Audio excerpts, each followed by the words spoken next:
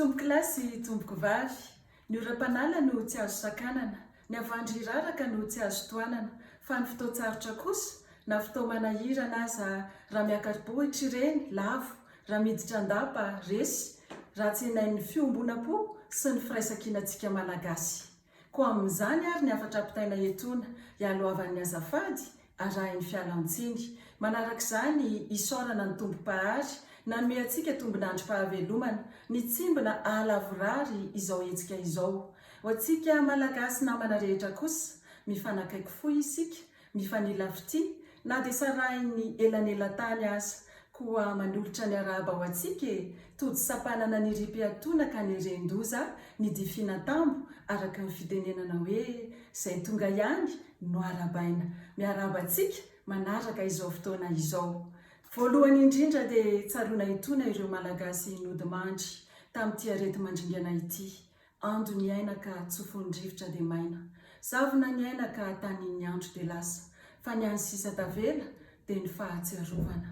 Eny, na dia mody vovoka azy ireo malagasy ireo, dia mitoetra mandrakariva kosa ny fahatsiarovana azy, andriam-piadanana ne izy ireo.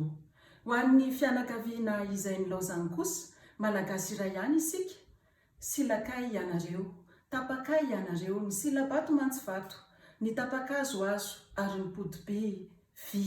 Korangolongolo-pisetony ianareo noho ny fahoriana izay nidona, dia mba torovana alahelo kosa izay ho lasan'ny sainy ny ratsy rehetra. Faharoa, misy ny aretina, tonga ny fahafatesana, tsy tonga ho azy toy ny ora mifanesa nefa izy ireny, fa tonga mitondra fahasairanana sy miteraka adi-tsaina amintsika malagasy any an-dafindrano. Misy ny eo anivony ankonana, fa ao koa ireo nandrato fianarana, miady irery any an-tanin'olona, mitolona irery amin'ny fiainana ka hiaran'ilay ohabolana hoe toy ny arefo lavitry ny ony ny olona lavikavana ka namaintso azy malazo.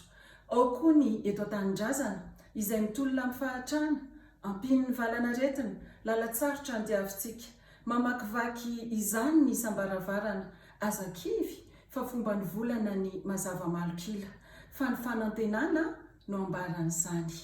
Koa miara-miombo-po isika malagasy rehetra, mifampahery fa ny etan-jaray mora zaka, ny adidy raha mamita tomombana. Tompoko lasy tompoko vavy, tsy sambany ho an'ny mponina eto an-tany mandihy fotoan-tsarotra tahaka izao.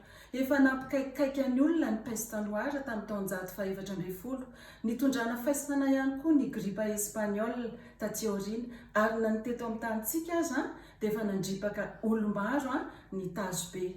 Resy ihany anefa ireny rehetra ireny, rehefa miara-miezaka isika mba tsy hanahy ny valanaretina, hiarovan-tena, hiarovana ny hafa ary hiarovana ny firenena. Marina fa izay marary andrianina, nefa raha samy mandamaka ny ray trano izatsony ny karakara, aleo misoroka toy izay mitsabo. Manoloana ny fotoan-tsarotra toy izao no ampifondronana ny hery, anehoana ny firaisan-tsaina sy ny firaisan-po, miraisa ina andriano ny fihavanana. Eto am-pamaranana ary tompoko lasy tompoko vavy, satrina indrindra raha sitrakareo ny anaty tsaotra ameritsitraka ireo mpikarakara rehetra izay nalavorary izao fotoana izao. Tsy nataonareo toy ny kaka manakana ny atelina ny toe-java-misy ainantsika kehitriny, ary tsy nampihemitra anareo ny asarotry ny fanatanterahana. Toy ny mpiandakana tsara voy ianareo amin'izany ka todi-tazona ny rina.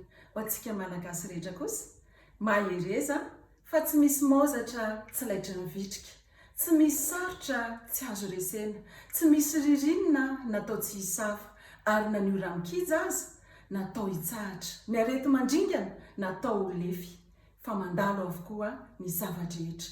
Andao hiara-entana ary malagasy namana, hiady amin'ity arety mandringana ity. Misaotra tompoko lahy, makasitraka tompoko vavy.